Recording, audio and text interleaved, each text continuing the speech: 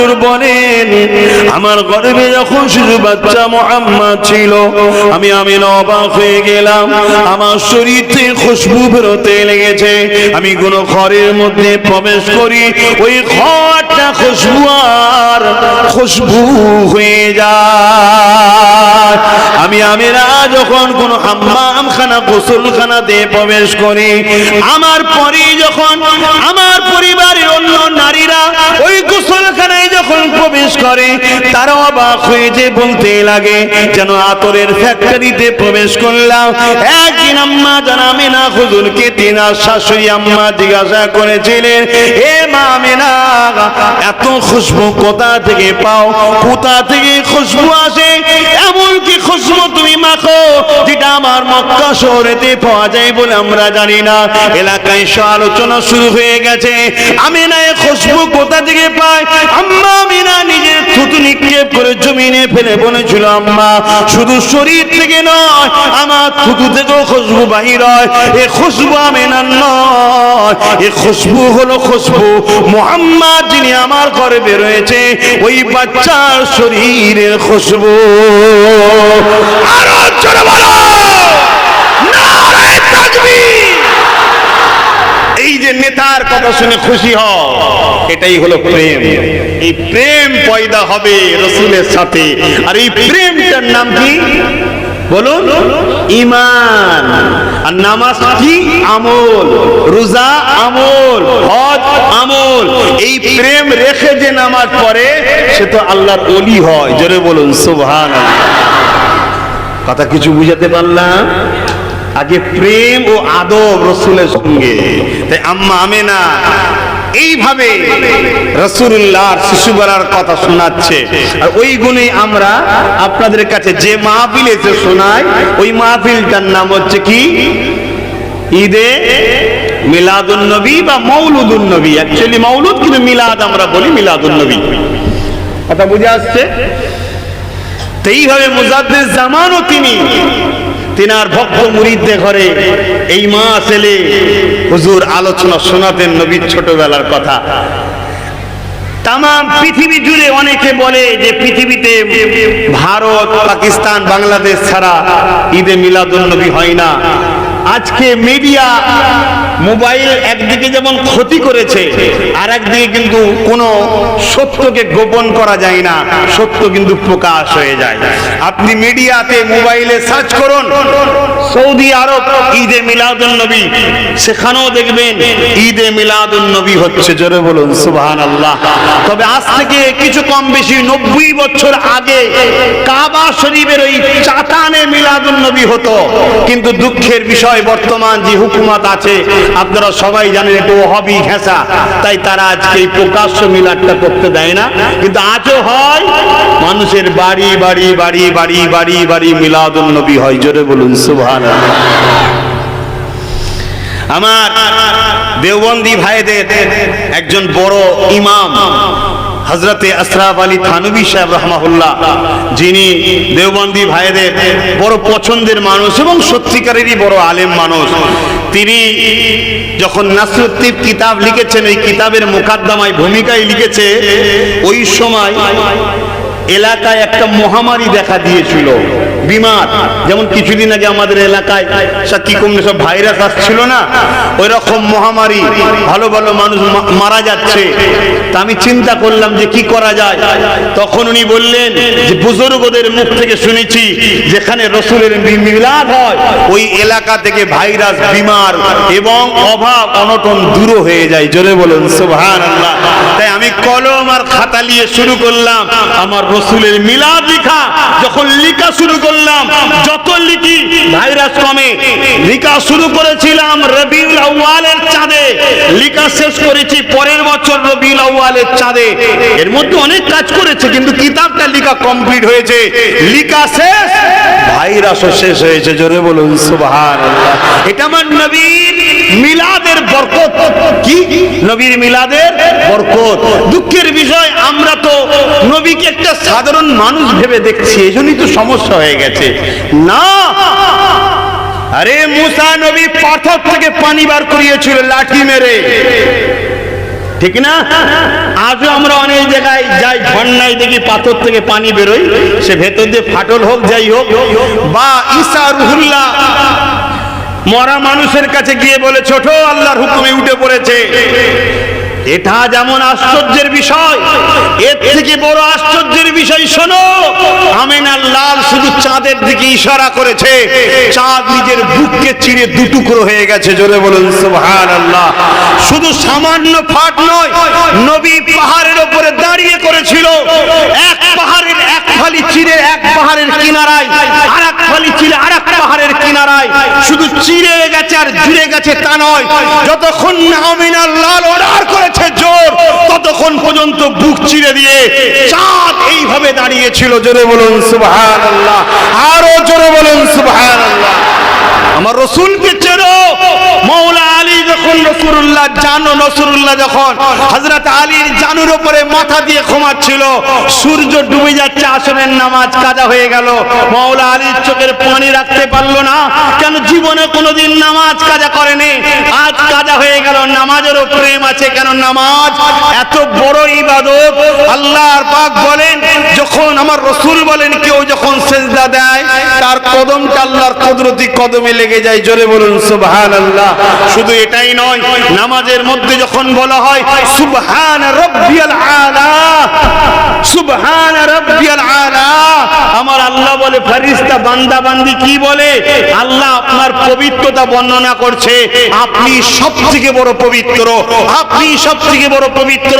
আমার আল্লাহ বলে গুনার পাহাড় নিয়ে আমার পবিত্রতা বর্ণনা করছে, এই আমার ফেরেশতা সাক্ষী থেকে যা, আমি আল্লাহ ওদের গুনাহ মাফ করে ওদেরকেও পবিত্র বানিয়ে দিলাম। জোরে বলুন সুবহানাল্লাহ, আরো জোরে বলেন সুবহানাল্লাহ। কেন যে আমার ভাই আমার বোনেরা নামাজ কাজা করো জানি না, আরে নামাজে যে কি মজা আছে, পড়ো তবে বুঝতে পারবে। মজা টেস্ট করলে পাওয়া যায়, বুঝিয়ে বলা যায় যে মজা মিষ্টি খেলে তবে বুঝবেন মিষ্টি কি জিনিস, মিষ্টি বললে আপনি বুঝবেন কি করে? নামাজে যে কি মজা, নামাজ পড়ো তবে তো বুঝবে। তো ভাইয়েরা আমার, কিন্তু আমি যেটা বুঝাতে চাইছি, মৌলা আলী শেরে খোদা, আমি ও বিস্তারিত যাব না, এর অনেক ব্যাখ্যা আছে, যাব না। চোখ দিয়ে পানি বেরিয়ে গেল, আল্লাহর নবী চোখ খুললেন, আলী কাঁদো কেন? হুজুর বিয়াদবি নেবেন না, আপনার ঘুম আমি ভাঙাতে চাই না, আপনি ঘুমাচ্ছেন অর্থাৎ আরাম ফরমাচ্ছেন, আর এদিকে আমার আসরের নামাজ হুজুর এখনো আদায় হয় না। অর্থাৎ এর ব্যাপারটা বুঝবেন যে রাসূল মদিনার নববীতে নামাজ পড়েছে, আর মাওলা আলী কাজের সূত্রে কোনো দরকারে বাইরে গিয়েছিলেন, ফিরতে দেরি হয়েছে, জামাতটা ফসকেছে, কথা বুঝে আসছে, ফিরতে দেরি হয়েছে, কিন্তু রাসূল তো নামাজ পড়ে নিয়েছে, সাহাবারা পড়ে নিয়েছে, আল্লাহর নবী তো বাইরে থেকে আসছে। আর সবকিছু শেষে একটা কথা মনে রাখবেন, মাওলা আলীর ছিল পরীক্ষা আল্লাহর পক্ষ থেকে, যে আলীর কাছে আমার নামাজ আগে না আমার হাবিবের আরামটা আগে আলীর কাছে, এটাই ছিল আল্লাহর পরীক্ষা। জোরে বলুন সুবহানাল্লাহ। কারণ নামাজের কাজা হয়, মুস্তাফা জানের রহমতের প্রেমের কাজা নাই। জোরে বলুন সুবহানাল্লাহ। তো ভাইরা আমার, হযরত আলী বলছে হুজুর আমার নামাজ, সূর্য ডুবে গেছে, আল্লাহর নবী বলে আলী নামাজ পড়বে? হযরত আলী বলেছিল আমি আখেরি নবীর উম্মত, কাজা নামাজ কোনোদিন হয়নি, আর কাজা নামাজও পড়বো না, যদি পড়তে হয় ওয়াক্তে পড়বো। আমার জীবনে কোনোদিন নামাজ কাজা হয়নি, আমি পড়বো বটেই কিন্তু ওয়াক্তে পড়বো, কাজা নয়। কেন কাজা লাইফে হয়নি। আমার রাসূল ইশারা করলেন সূর্য ওঠো, সঙ্গে সঙ্গে ডুবা হওয়া সূর্য উঠছে। জোরে বলুন সুবহানাল্লাহ, আরো জোরে বলুন সুবহানাল্লাহ। তাহলে বলুন সেই নবী পাক সাল্লাল্লাহু আলাইহি সাল্লাম তিনার মিলাদ যেখানে হয়, শিশুবেলার কথা আলোচনা হয়, সে জায়গার গুরুত্ব আছে না নাই? সেই আল মাহফিলের দাম আছে না নাই? চলে আসে আল্লাহ নবী সাহাবারা, হযরত আব্বাস রাদিয়াল্লাহু তাআলা আমার নবী পাকের যিনি চাচা জান হন, একদিন এলাকার মানুষকে ডেকেছে, ডেকে নিয়ে সবাইকে জড়ো করেছে, সবাইকে জড়ো করে বলে, আজ আমার নবী পাকের আগমনের মাস। আল্লাহ নবী শিশুবেলা আলোচনা করতে লেগেছে। ওই সময়তে আল্লাহ নবী ওই রাস্তা দিয়ে কোনো জায়গায় যেতেছিলেন। আল্লাহ নবী হযরত আলী, হযরত আব্বাসের এই আলোচনার মাহফিলের পাশ দিয়ে যাচ্ছিলেন। সাহাবারা আমার নবী পাককে দেখেন, উঠে দাঁড়িয়ে পড়লেন, তাজিমে সালামটা দিলেন। আল্লাহ নবীকে সালাম দিয়ে বলতে লাগলেন, ইয়া রাসূলুল্লাহ, হাবিবাল্লাহ, হুজুর আপনি আমাদের মাহফিলে একটু আসুন, এই মাহফিল আপনার জন্য বানিয়েছে, একটু বসুন। আল্লাহ নবী বলেছিলেন, এ আমার সাহাবারা, আমি নবী অবশ্যই আসবো, কেন আমি নবী যা দেখি তোমরা তা দেখতে পাও না। অর্থাৎ নবী যা দেখে সাহাবারা তা দেখতে পায় না। তাহলে নবীর দেখা সাহাবাদের দেখা এক নয়, আমাদের দেখা নবীর দেখা তাহলে এক হয় কি করে? এ যুবকেরা, তরুণেরা, আল্লাহ নবী এই সময়তে সাহাবাদেরকে বলতে লাগলে, আমার সাহাবারা, তোমরা যে আমার মাওলুদ বানাতে লেগেছো, তোমাদের এই মাহফিলে আল্লাহ পাকের অগণিত রহমতে ফেরেশতারাও তিনারা হাজির হয়ে গেছে। আমার সাহাবারা শুধু হাজির হয়েছে তা নয়, তোমাদের নাজাতের মুক্তির জন্য আল্লাহ দরবারে দুআ চাইতে লেগেছে। সাহাবারা জিজ্ঞেস করলেন, হুজুর শুধু আমাদের মজলিসে হয় না যে কোনো জায়গায় আপনার মিলাদ বানালে হবে? আল্লাহ নবী বললেন, সবে কিয়ামত পর্যন্ত বাড়ি বাড়ি, অলি গলি, যেখানেই হোক, যেখানে আমার মিলাদ হবে, ছোটবেলার আলোচনা হবে, আল্লাহর রহমতের ফেরেশতা আসবে। যারা এই মাহফিলের সঙ্গে জড়িয়ে থাকবে, সে অর্থ দিয়ে হোক, বুদ্ধি দিয়ে হোক, শরীর দিয়ে হোক, প্রত্যেকটা নর নারী মুমিন মুমিনাদের জন্যই আল্লাহর ফেরেশতারা দোয়া চাইতে লাগবে। জোরে বলুন সুবহানাল্লাহ। এই মাহফিলটা আমাদের জন্য লাভজনক না ক্ষতিকারক?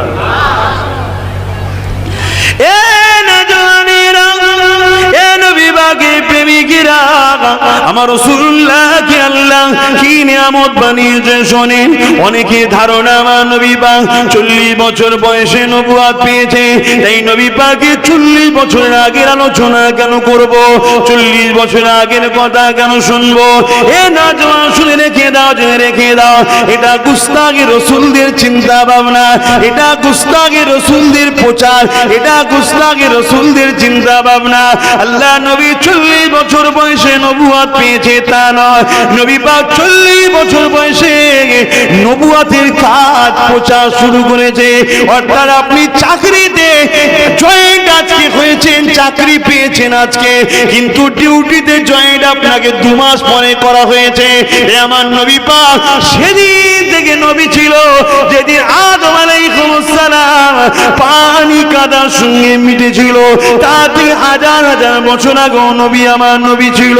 এই নবী পাক দুনিয়ার জমিনে এসেছে 570 খ্রিস্টাব্দে রবিউল আউয়ালে, কিন্তু আমার নবী পাক 40 বছর বয়সে আল্লাহ দিয়া যে দায়িত্ব দিয়েছে, ওই দিনের কাজ শুরু করেছে। আমার নবী পাকের শিশুবেলা আলোচনা শুনবো, আমার নবী পাক আল্লাহ কি নিয়ামত করেছে। আম্মা আমিনা বলতে লেগেছে, আমার ঘরে এক এক রাত্রিতে এক একটা নবী আলাইহিস সালামরা খুশি সংবাদ দিতে লেগেছে। হযরত ইব্রাহিম খলিলুল্লাহ এসেছে, আমাকে জানিয়ে দিয়েছে, ও মা আমিনা, তোমার গর্ভে একটা সন্তান আছে, ওই সন্তানটার দাদু হবার জন্য আমি ইব্রাহিম কাবা শরীফ যখন নির্মাণ করতেছিলাম, আল্লাহ পাক কাবা হয়ে যাবার পরে যখন দোয়া চাইতেছিল, আল্লাহ বলেছিল, ইব্রাহিম তুমি তো আমার ঘর নির্মাণ করে দিয়েছো, তুমি আমার কাছে মজুরি কি চাও, আমার কাছে পারিশ্রমিক কি চাও? পানি হচ্ছে নাকি? ও, আর ভেতরেও জায়গা আছে, যে থাকে দেখেন না, মানুষজন ভিজে যাবে, দেখেন না। দেখুন, সময় কারো ইন্তজার করে না, 4 ঘন্টা 15 মিনিট চলে এসছে এত দূরে, দিনের স্বার্থে আপনাদের ভালোবাসায় পেটের কথা চিন্তা না করে, শরীরের কথা না চিন্তা করে হজ করতে বসে গেছি। আমিও নেবে আবার যাবো, এতটা তাড়াতাড়ি সরে আসেন, তাড়াতাড়ি সরে আসেন। দরুদ শরীফ আল্লাহুম্মা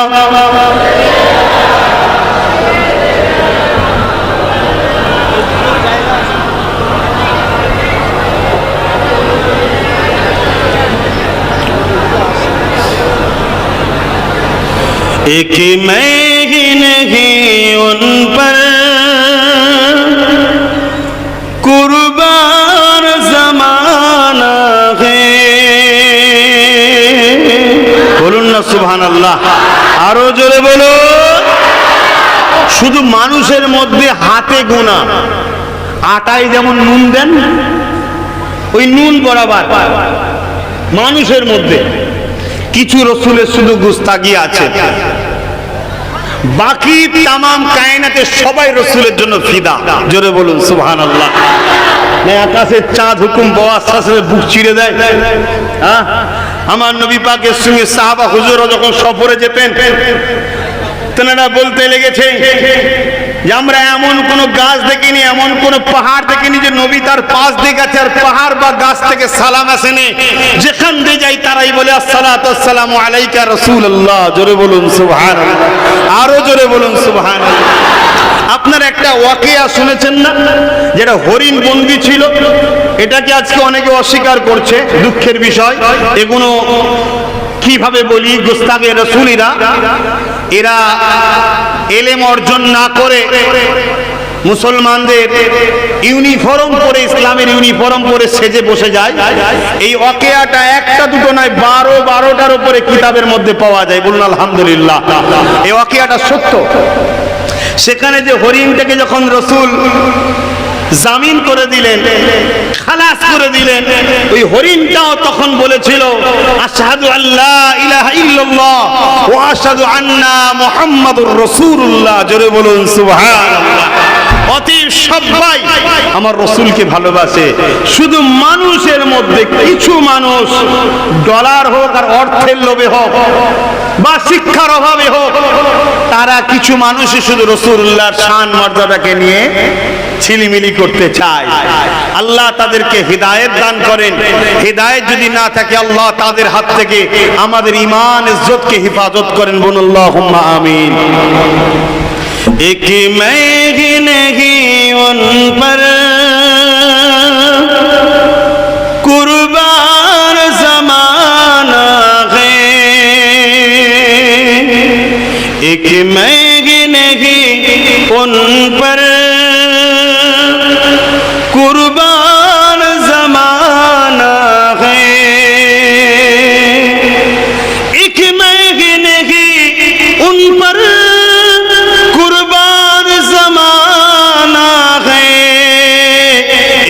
मैं ही नहीं उन पर कुर्बान जमाना है, जो रब्बे दो आलम का महबूब यगाना है। अल्लाहुम्मा सल्ली अला।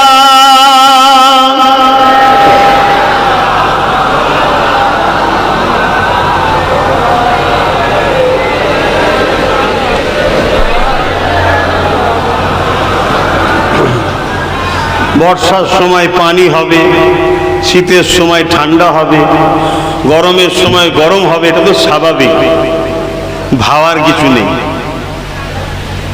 যদি ভিজেও যায় টেনশন লিবার কি আছে? রসুলের মাহফিল শুনতে শুনতে ভিজেছি। বলুন আলহামদুলিল্লাহ। যদি এই অবস্থাতে ইন্তেকালও হয়ে যায়, হতে পারে প্যান্ডেল ঝড়ে ফেলে দিয়ে হয়তো মারা গেল, ইন্তেকাল করি, অসুবিধা কি আছে? অসুবিধা আছে? কেন মরবেন না? সেই তো কাল মরবেন। আর আজকে যদি লিখা না থাকে সবাই মরলো, আপনি ডিবেড়ি চলে যাবেন। কিন্তু যারা মরবে কমসে কম কিয়ামতের দিন তো বুক ঠুকে ফারিস্তাদের সামনে বলতে পারবে, ফারিস্তা শোনো, রসুলের মিলাদ বানাচ্ছিলাম আর সেই মাহফিলের নবীর কথা শুনছিলাম, ওই অবস্থাতে মৃত্যু হয়েছে। জোরে বলুন সুবহানাল্লাহ। কোন জালিমদের মিটিং এ বসেছিলাম না, কোন শরাবীদের মুখ দেখছিলাম না, কোন নাচনেওয়ালিদের গান শুনতে যাই না। আমরা নবীর বংশের ছেলে ও আলেমদের মুখ থেকে রসুলের কথা শুনছিলাম, যে মাহফিলে বসার কথা নবী বলেছেন 40 বছর নফল ইবাদত করার থেকে 1 ঘন্টা দিন শিখার জন্য বসলেন নেকি বেশি। জোরে বলুন সুবহানাল্লাহ, আরো জোরে বলুন সুবহানাল্লাহ। যে মাহফিল সম্বন্ধে রসুল বলেছেন এটা হলো জান্নাতের একটা টুকরা। জোরে বলুন সুবহানাল্লাহ। কোনদিন শুনেছেন জান্নাত থেকে বার করে জাহান্নামে কিছু দেওয়া হবে? কিন্তু জাহান্নাম থেকে বার করে জান্নাতে আসবে এরা অনেক শুনেছি। অতএব ঘাবড়াবার কিছু নাই, কিন্তু মহব্বত ভালোবাসাটা যেন দেখানো না হয়, সত্যিকারের যেন হয়, সত্যিকারের যেন হয়। সত্যিকারের হলে মাথার মধ্যে একটা কথা খেলবে, কি এই কাজটা আমি করব না কেন, আমার ভালোবাসার মানুষ পছন্দ করে না। বুঝাবার জন্য বলছি, আপনার ছেলে, আপনারা ধরুন বাপ আর সন্তান, বাপ যদি বলে এটা করে নিয়ে আসো, আর তুমি যদি না করো, বাপ কি খুশি মনে নেবে? আর তুমি ধরো না আব্বাকে কিছু বললে, আব্বা সেটা করলো না, তুমি কি ভালো নজরে নেবে? তোমার মনটা কি খুশি হবে? তাহলে রাসূল পাক সাল্লাল্লাহু আলাইহি সাল্লাম যে সিস্টেমগুলো আমাদের জন্য রেখে গেছে, সেগুলো আমাদেরকে করতে হবে, আর এগুলো করলেই আমাদের কল্যাণ। তো বিষয় অন্য দিন আলোচনা হবে। আজকে দিন আমার নবী পাকের ছোটবেলার কথা একটু বলবো। এ দুনিয়া মানুষ শোনো গো, আমার নেতা খেল্লা কি নিয়ামত করেছে। দুনিয়া জমিনে আমিন আল্লাহ আসবে, আমাদের নেতা আসবে, রসুল আসবে, দুনিয়ার সুলতান আসবে, আল্লাহর দোস্ত আসবে। আম্মা আমিনা বলতে লেগেছে, আমি বড় একা ছিলাম, আমি বড় চিন্তিত হতে লাগলাম, কেননা দুনিয়া জমিনে নারীদের সন্তান হওয়ার জন্য অন্য মহিলাদের সহযোগিতা লাগে, কিন্তু আমি আমিনা একা রয়েছি, আমি বড় চিন্তিত হতে লাগলাম, কি না হয় কি না ঘটে।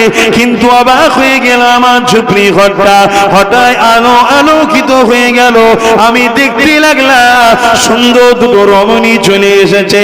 এত সুন্দর দেখতে যখন কাউকে দেখিনি আমি আমিনা বলতে লাগলাম, মা তোমরা কারা? তারা বলতে লাগলেন, মা আপনার সন্তান আসবে, তাই আপনার সেবার জন্য আল্লাহ জান্নাত থেকে আমাদের পাঠিয়েছে, আমরা হলাম আল্লাহ পাকের জান্নাতি হো।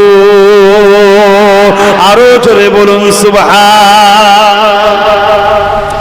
যার যার দিল খুশি হচ্ছে, খোদাকে সাক্ষী রেখে বলছি, মৃত্যু আব্বাসেরও হবে, জাহান্নাম আছে বিশ্বাস করি, কবরে শাস্তি হয় রুহে বিশ্বাস করি, রেখে বলছি, যার যার খুশি হচ্ছে এই কথাগুলো শুনে, তার তার দিলে ঈমান আলহামদুলিল্লাহ আছে। জোরে বলুন সুবহানাল্লাহ। হতে পারে সে পাপী, কিন্তু কাফের নয়।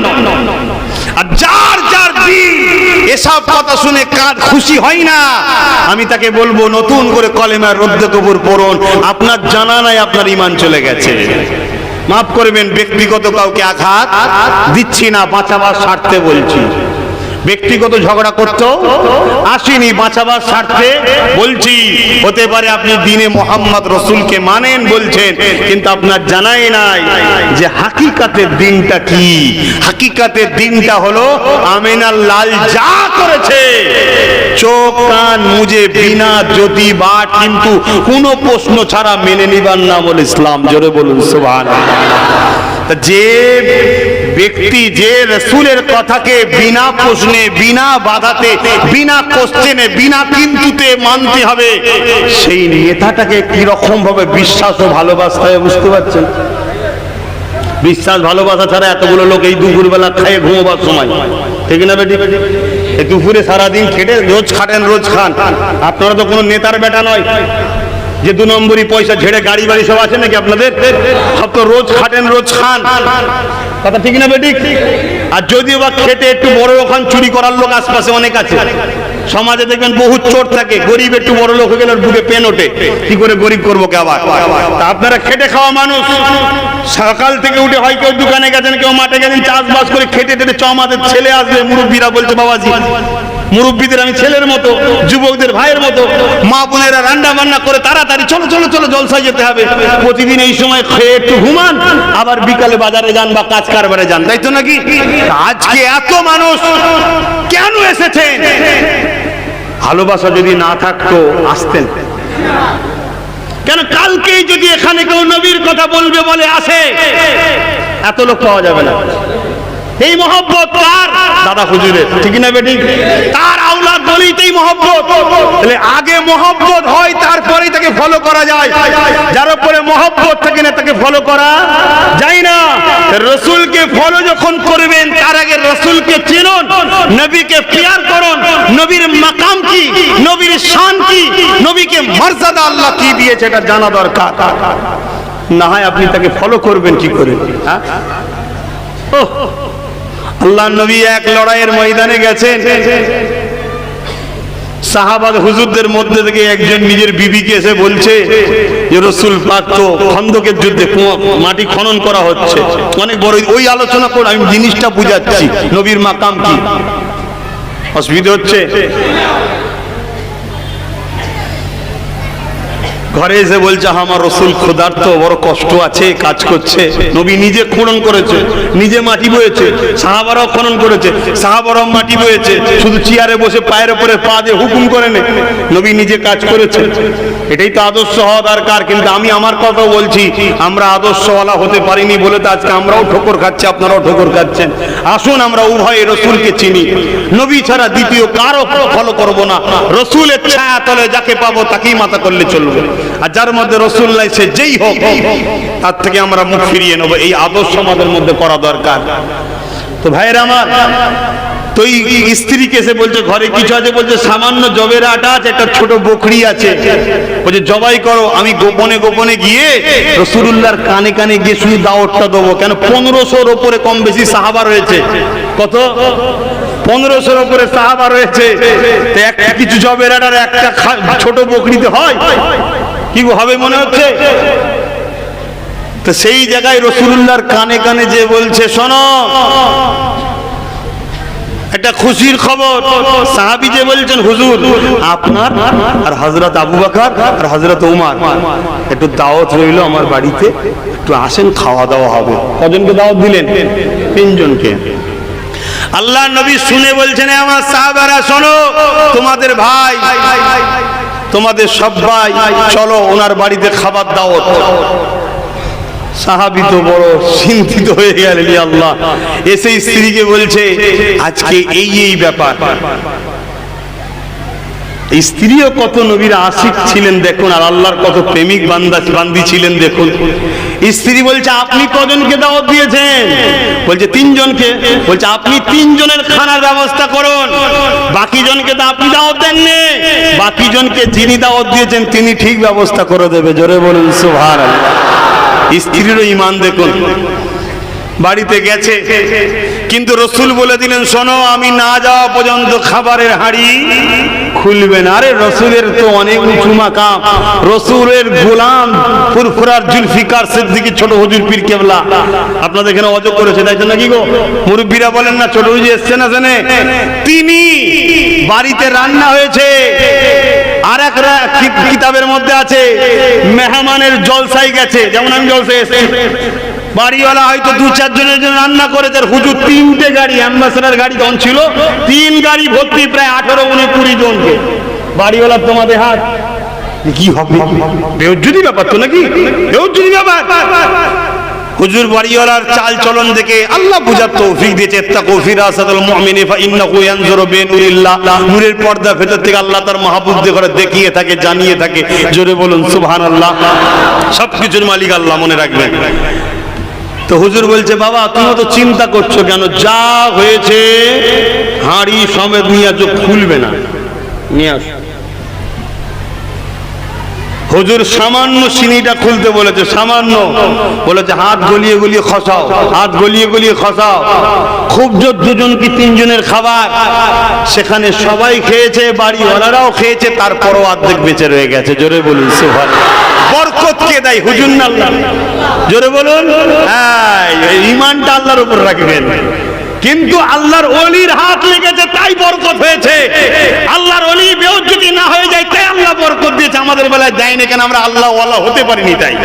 ব্যাপারটা ঠিক এই জায়গায়। তাহলে বলুন, রসুলের গোলামের যদি এই হাল হয় তাহলে রসুলুল্লাহর কি হাল হবে? ছোট হুজুর তো রসুলের গোলাম, আল্লাহর দাস। আমরা নবীর গোলাম, আল্লাহর দাস দাসী, মনে রাখবেন। তো এই সময়তে আমার নবী পাক সাল্লাল্লাহু আলাইহি ওয়াসাল্লাম গিয়ে খুললেন, বললেন খসাও। খসিয়েই যাচ্ছে, খসিয়েই যাচ্ছে। 1500 সাহাবা হুজুরের সামনে কম বেশি খানা রেডি হয়ে গেছে, তথাপিও অর্ধেকের বেশি খানা বেঁচে আছে। জোরে বলুন সুবহানাল্লাহ। অথচ একটা ছোট্ট বকরি 3 জনের দাওয়াত। এটা তো গেল। রসুল চিনুন, আল্লাহ নবী খাবার নিয়ে বসেছেন, হঠাৎ করে বলেন, এ সাহাবী, তোমার 2টো ছেলে আছে ছোট ছোট, কই? সাহাবী তো তিনিও তো যুদ্ধ খননের জন্য ছিলেন, খন্দকের যুদ্ধের যে খনন হচ্ছে সেখানে ছিলেন। তাই তিনি স্ত্রীর দিকে তাকাচ্ছে, স্ত্রী বলছে তারা ঘুমাচ্ছে। কি বলছে? ঘুমাচ্ছে। আল্লাহ নবী আবার বললেন, যাও বাচ্চাদেরকে ডেকে নিয়ে আসো। স্ত্রী বলছে তারা খুব গভীর ঘুমে ঘুমোচ্ছে। রাসূল তখন বললেন, শোনো, আমার উপরে হুকুম এসেছে। কুরবান যাক, আমার উপরে হুকুম এসেছে, হে সাহাবী, তোমার 2টো বাচ্চাকে সাথে করে নিয়েই আমি মোহাম্মদ খানা খাবো। জোরে বলুন সুবহানাল্লাহ। তখন স্ত্রী স্বামীকে বলছে, তেনারা এমন ঘুমিয়েছে যে ঘুম থেকে আর কোনোদিন ফিরে আসে না। কি হয়েছে? যে আপনি যে বকরি জবাই করেছিলেন, আপনার বড় ছেলে দেখেছিল। বড় ছেলে ছোট ভাইকে বলেছে, ভাই আব্বা কিভাবে বকরি জবাই করেছে দেখবি, আয় তুই শো, বলে ছোট ছেলেকে জবাই করে দিয়েছে। আর এইভাবে যখন মা তাকে ধরতে গেছে, তুমি কি করছো, তখন সেও ভয়ে বাড়ি থেকে লাফ দিয়েছে। দুজনই ইন্তেকাল হয়ে গেছে। প্রেম থেকে বুঝুন, প্রেম। কুরবান যাক। আজ তো কোন গ্রামে মাইয়াত হয়ে গেলে বলে মাহফিল বন্ধ থাকবে, আর এক বাড়িতে 2টো লাশ, তথাপিও বলে মুস্তাফা আমার মেহমান হয়েছে, এই জানের রহমতকে ফিরিয়ে দেওয়া যাবে না। আমার 2টো কেন 200 কেন 2000 বাচ্চাও শহীদ হয়ে গেলে মায়ের চোখের পানিকে রুকে দিয়ে ওই মা বাচ্চার আগে রাসূলুল্লাহর প্রেমকে প্রাধান্য দিয়েছে। জোরে বলুন সুবহানাল্লাহ, আরো জোরে বলুন সুবহানাল্লাহ। কেন আমার বাড়িতে এই দুঃখ, রসুল শুনলে হয়তো মনে দুঃখে তিনি নাও আসতে পারেন, আহা নবী খাবেন, আমার বাড়ি আসবে না, এটা না হয়ে যায়। কি প্রেম দেখুন। আল্লাহ নবী বললেন, চলো আমাকে নিয়ে চলো। আল্লাহ নবী গেলেন, গিয়ে বললেন, ওঠো, তোমার বাড়ি মেহমান এসেছে, তুমি শুয়ে থাকলে হবে, ওঠো। আমার আল্লাহ কি নিয়ামত করেছে আমার নবীকে। শোনো, সেই নবীকে চিনলে না, নবী চিনেনি বলেই তার দুর্দশা। আর নবীকে যারা চিনেছিল তাদের ঘরে বলা হয় আনসারি, মদিনাবাসী। না ঘর ছিল, না দৌড় ছিল, না কারবার ছিল, না শিক্ষা ছিল। মাত্র নবী যখন মদিনায় গিয়েছিল 2টো লোক লিখতে জানতো। কটা? 2টো মাত্র। না ঘর ছিল, না দৌড় ছিল, না কারবার ছিল, না উন্নত ছিল, না কারেন্ট কি বলে রাস্তাঘাট ছিল। বিমার ছিল, যাকে বলা হয় ইয়াসরিব, লোক ভয়ে যেত না, একদম পিছিয়ে ছিল। কিন্তু রাসূল পাক সাল্লাল্লাহু আলাইহি ওয়াসাল্লাম গেলেন, সেই নবী পাককে চিনলেন, নবীকে ভালোবাসলেন, নবীর সাথ দিলেন। নবীর সাথ তাদেরকে কোথায় নিয়ে গেছে শোনো। কাইসারকে তারা ফতে করেছে, রোমকে ফতে করেছে, মিশরকে ফতে করেছে, ইরানকে ফতে করেছে, ইরাককে ফতে করেছে, সিরিয়াকে ফতে করেছে। পৃথিবীকে তারা দখল করে পৃথিবীর বুকে শান্তির বাণী প্রচার করে দিয়েছে। জোরে বলুন সুবহানাল্লাহ। না তাদের পরনার জুতো ছিল, তরোয়াল তো দূরের কথা, না তাদের জামা গায়ে ছিল, ঢাল বোম তো দূরের কথা, খালি পায়ে খালি হাতে একেবারে বদরের ময়দানে খাজুরের ডাল নিয়ে এসকে মুস্তাফা তাদেরকে জিতিয়ে দিয়েছে। জোরে বলুন সুবহানাল্লাহ, আরো জোরে বলুন সুবহানাল্লাহ।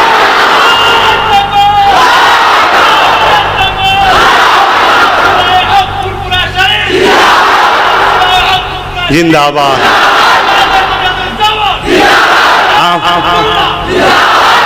আমার সাথে সবাই বলুন, আমার সাথে সবাই পড়ুন। আজ আমি যে স্লোগান দিচ্ছি আপনারাও দিন। সরকার কি আমদ বলবো, আপনারা বলবেন মারহাবা।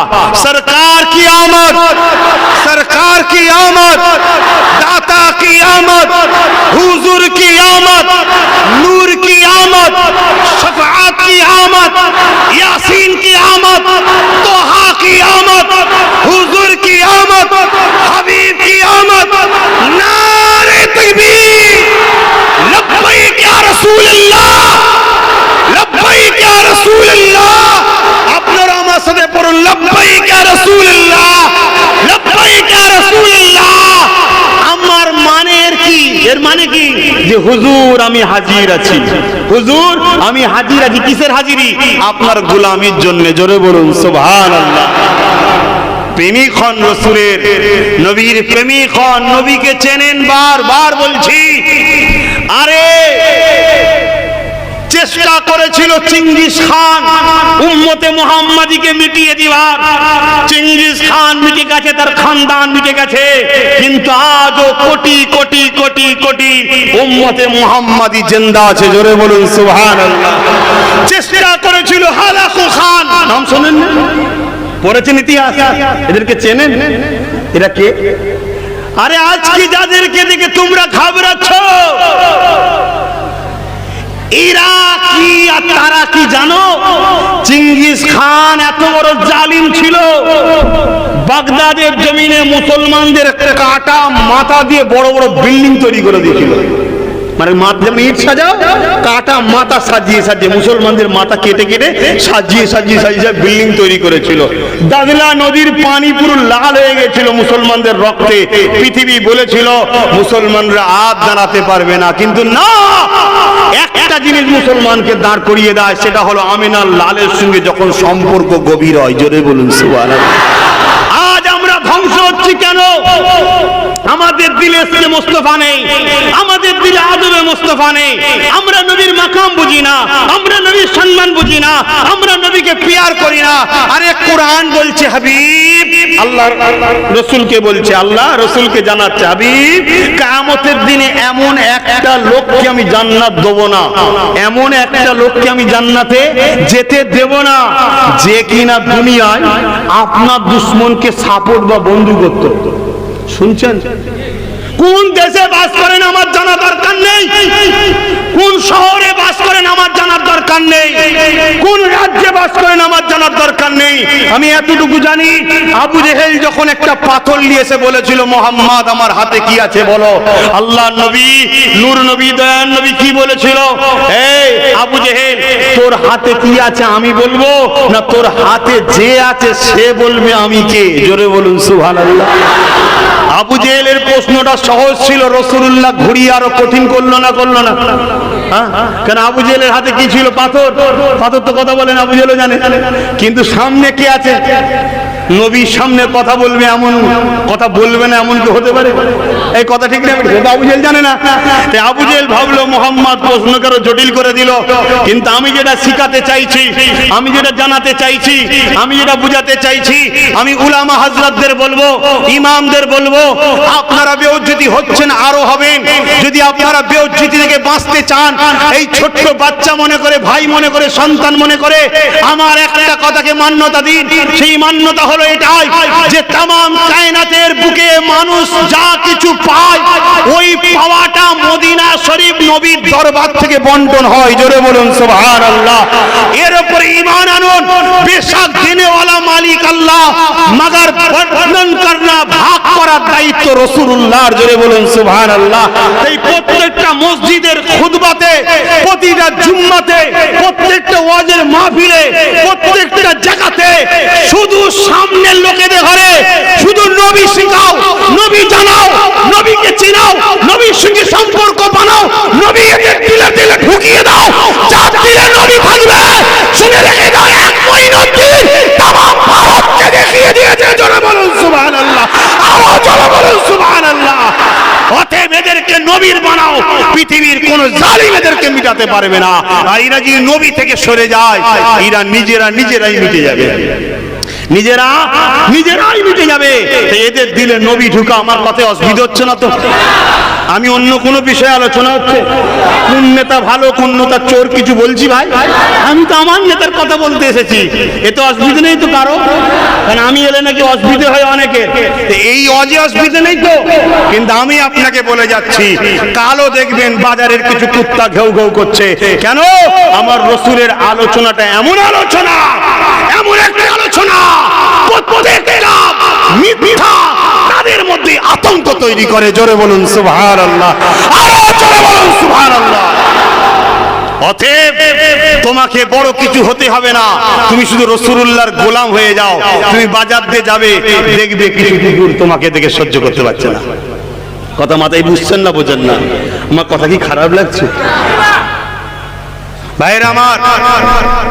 খুব ভালো করে বুঝবেন। আরে এই যে লোকগুলো এই দুপুরের সময় এসেছে, এ কি আর আব্বাস সিদ্দিকীর জন্য এসেছে? আব্বাস সিদ্দিকী নবীর গোলামি করে, নবীর হয়ে কথা বলে, তাই তো এদের দিলে আব্বাস সিদ্দিকী খুলে খুলে মহব্বত ভরে দিয়েছে। যা যা যা, এ তো আল্লাহ নিয়ে এসছে আপনাদের ঘরে, ঠিক না বেটি? আর এ কামাল আমার নয়, এ কামাল শুধু মোহাম্মদ রসুলের পক্ষে কথা বলি তাই। জোরে বলুন সুবহানাল্লাহ। ইমাম হুজুরদের বলছি, আলেম হুজুরদের বলছি, আপনারা সব দুনিয়াতে দিকে পড়ে যান, কে কি দেবে ভুলে যান, সবকিছু ছেড়ে দেন, কামলিওয়ালার গুণগান করা শুরু করুন। প্রত্যেক মসজিদে মসজিদে নবী নবী নবী নবী আলোচনা করুন, নবীর আলোচনা করুন, নবীর আলোচনা করুন। মনে রাখবেন, সিস্টেমের বাইরে গেলে একটা নাট যেমন টাইট দিতে পারা যায় না, দুটোই ভেঙে শেষ হয়ে যায়, ঠিক আল্লাহরও সিস্টেমের বাইরে গেলে আমরা বরবাদ হয়ে যাব। কেন? আল্লাহ আমেনার লালকে পাঠিয়েছে আমাদের ঘরে আল্লাহর সঙ্গে সম্পর্ক জুড়বে বলে। কে পাঠিয়েছে? আল্লাহ। কাকে? আমার রসুলকে। কথা বুঝে আসছে? তাহলে আমাদের কাজ বান্দাগুলোকে আল্লাহর সঙ্গে জুড়বো বলতে গেলে বা পারা যাবে না। শুনছেন না শোনেন না? আমাদের কাজ কি? সবাইকে তাড়িয়ে তাড়িয়ে, সবাইকে ধরে ধরে, সবাইকে বুঝিয়ে বুঝিয়ে আমিনার লালের কদমে নিয়ে যাবো, রাসূলুল্লাহর কাছে নিয়ে যাব, রসুলকে চিনাবো। আর রাসূলুল্লাহর কাজ কি? বলুন বলুন। তিনি আমাদের ঘরে আল্লাহর সঙ্গে সম্পর্ক জুড়বে। জোরে বলুন সুবহানাল্লাহ। এই আমার নবী কি মরা নাকি? জোরে বলুন মরা। আপনার গ্রামে মসজিদ আছে না নাই? ওই মসজিদে ঢুকতে গেলে দোয়া পড়তে হয় জানেন? ওই দোয়া পড়ার আগে কি করতে হয় জানেন? বলুন বলুন বলুন বলুন। এই দেখেন, একজন দুজন বলতে পারছেন। হ্যাঁ, দোয়া পড়ার আগে আমার রসুলকে সালাম দিতে হবে। জোরে বলুন সুবহানাল্লাহ। তো নবী তো মদিনা শরীফে বলছেন, হ্যাঁ, বুখারী খুলুন, নবী প্রত্যেক মুমিনের অন্তরে আছে। জোরে বলুন সুবহানাল্লাহ। রসুলকে চিনুন। আমার কথা আপনারা বুঝতে পাচ্ছেন তো? কি গো, বুঝতে পাচ্ছেন তো? না বলবেন আমার আব্বাস সিদ্দিকী বাদ হয়ে গেছে? হ্যাঁ, যা খুশি করে দেন না। অনেক তো চেষ্টা হয়েছে, আর কত চেষ্টা করবেন? আমিনার লালই আমার জন্য যথেষ্ট। জোরে বলুন সুবহানাল্লাহ। আমিনার লাল ওখানে বলে দেবে যে আল্লাহ ওটা আমার গোলাম, আপনি ওকে শান মর্যাদা ইজ্জত দেন। আল্লাহ আমার দোয়া কবুল হবে কি কোনো গ্যারান্টি নাই, আর আমিনার লালের দোয়া ফিরিয়ে দেবে না, এটাই হলো গ্যারান্টি। জোরে বলুন সুবহানাল্লাহ। শুনছো যুবকরা? তাহলে প্রতিটা বাড়িতে বাড়িতে রাসূলুল্লাহর আলোচনা হবে না? হবে না? আমার মা আর আমার বাপগুলো এই মাসে নিজের ছোট ছোট বাচ্চাদের নিয়ে বসবেন, মাগরিবের নামাজ একসাথে পড়বেন। মসজিদে জামাত হয়ে গেলেও নফল নামাজ, সুন্নত নামাজ কোথায় পড়তে হয় বলবেন তো? হ্যাঁ, মসজিদে নফল পড়ার থেকে, সুন্নত পড়ার থেকে বাড়িতে পড়লে সওয়াব বেশি। মসজিদে ফরজ নামাজ পড়লে ঘরের থেকে সওয়াব বেশি। তাহলে ফরজটা মসজিদে পড়লেন, সুন্নত নফল কোথায় পড়বেন? ঘরে এসে ঘরে নামাজ পড়লেন, ছেলেদের নিয়ে বসবেন, বসে বলবেন বস বাবা বস। যদি সুগারের সমস্যা না থাকে, যদি সুগারেরও সমস্যা থাকে, কিছু খেজুর কিনে নিয়ে আসবেন। রসুল খেজুর পছন্দ করেন, কিছু খেজুর কিনে নিয়ে এসে শুরু করবেন হজ করা। কি হজ করবেন জানেন না? কষ্ট অনেক শুনছেন, জানেন না আপনি? আপনি ওয়াজ করবেন বাবারা শোনো, টান যদি না দিতে পারেন এমনি বক্তব্য ছোট বলবেন। আমার রাসূলুল্লাহ যখন আম্মা আমিনার গর্ভে ছিলেন, দুনিয়ার জমিনে আসবে, আম্মা আমিনা বড় চিন্তিত হয়েছিল, আল্লাহ হুর পাঠিয়ে দিয়েছিল। আমার রাসূল যখন দুনিয়ায় তাশরীফ এনেছিলেন, আম্মা আমিনা বলেন দুনিয়ার মেয়েরা যখন প্রস্রাব করে বাচ্চা, ওই বাচ্চা হওয়ার জন্য মায়েদের রক্ত বাইর হয়, মাগুলো নাপাক হয়ে যায়। কিন্তু আমার রাসূল যখন এসেছিলেন, ওই মা আমিনা বলেন আমার রক্ত প্রবাহিত হয়নি, আমি আমিনা নাপাক হয়ে যাইনি। শুধু এটা নয়, আম্মা আমিনা বলেন আমার বাচ্চা যখন দুনিয়া আসে, আমার ঘরটা আলোয় আলোকিত হয়ে গেছে। শুধু আমার ঘর নয়, শাম দেশের প্রাসাদ পর্যন্ত আলোয় আলোকিত হয়ে গেছে। শুধু এটাই নয়, খাসায়েসুল কুবরা কিতাবের মধ্যে রয়েছে, মাগরিব থেকে মাশরিক আমার রাসূলের নূরে আলোয় আলোকিত হয়ে গেছে। আলোচনা করুন বাচ্চাদের নিয়ে, পরিবারদের নিয়ে, আত্মীয়দের নিয়ে, ঘরে ঘরে প্রতিটা ঘর কি ঈদে মিলাদুন নবী বানান, আল্লাহ রহমত আসবে, অভাব চলে যাবে, বরকত এসে যাবে। এ আমার আব্বা জানেরা, এ আমার আম্মা জানেরা, বাচ্চাদের নিয়ে বসে আলোচনা করতে লাগে। আরবের প্রথা অনুযায়ী বাচ্চা জন্ম হলে ওই বাচ্চাকে দুধমার কাছে লালন পালনের জন্য দেওয়া হয়। তাই আমার রাসূলুল্লাহ সময়তে এই প্রথা ছিল। এমন সময় সবাই যখন এসেছে, দেখা যাচ্ছে আমার নবীকে কেউ নিতে চাচ্ছে না, কারণ আমার নবী ছিলেন বাফারা নবী, আমার নবী ছিলেন এতিম নবী। আমার রাসূল যখন মায়ের পেটে 6 মাস বয়স, তখন হযরত আব্দুল্লাহ ইন্তেকাল করে। তাই আমার রাসূলুল্লাহকে কেউ নিচ্ছে না, কারণ এতিমকে নিলে ভালো পয়সা পাওয়া যাবে না। কিন্তু হযরত হালিমা বলে কেউ যখন আমাকে বাচ্চা দেয়নি, কেন আমি হালিমা বড় গরিব ছিলাম, আমি খবর পেলাম আব্দুল্লাহ ঘরে একটা বাচ্চা রয়েছে, আমিনার কোলে রয়েছে। আমি ওই ঘরের মধ্যে প্রবেশ করলাম। যখনই ঘরের মধ্যে প্রবেশ করলাম, আমি অবাক হয়ে গেলাম। আমি হালিমা কি তুলনা দেবো, চাঁদ তো ছোট ব্যাপার, তার থেকেও সুন্দর আমিনার কোলে একটা নূর যেন সুহানো রয়েছে। আরো জোরে বলুন সুবহান। বাচ্চাদেরকে শিক্ষা দেন। আল্লাহ রাসূল যখন দুনিয়া আসলেন, আম্মা আমিনা কাঁদতে শুরু করলেন। শ্বশুর চলে এসেছে, শাশুড়ি চলে এসেছে, মা কাঁদো কেন? যে আব্দুল্লাহ নাই, বাপ নাই, তা কি হয়েছে? আমরা তো রয়েছি না। আব্দুল্লাহ থাকলে বাজার থেকে আমার বাচ্চার জন্য নানা রকম জিনিসপত্র কিনে নিয়ে আসতো। আপনারা আনেন না?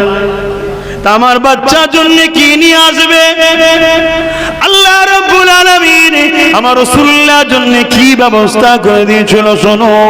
শুধু সন্ধ্যাটা হতে দেরি, আমিনা বলেন আকাশের চাঁদটা নাপতে লেগেছে, নাপতে লেগেছে, নাপতে লেগেছে। আমি অবাক হয়ে গেলাম, এত করিব এসে গেছে। আমার মনে হয় যে মুহাম্মদ রাসূলের মাথায় চাঁদটা না পড়ে যায়। ওই চাঁদটা আমার রাসূলুল্লাহর কাছে এসে দাঁড়িয়ে গেল। শিশু নবী আমার আগুনের ইশারা করে, যেদিকে ইশারা করে চাঁদ ওই দিকে খেলনা নাই, নবীকে খেলা দেখা। আরো জোরে বলুন সুবহান। শুনছেন তো ভাই? রাসূলুল্লাহর মাকাম বুঝতে পারছেন তো? এই সব কিছু ঘটাচ্ছে কে? হ্যাঁ, তাহলে সব ক্ষমতার মালিক কে? এইটাই তো ঈমান আমাদের, এটাই তো আমাদের ঈমান।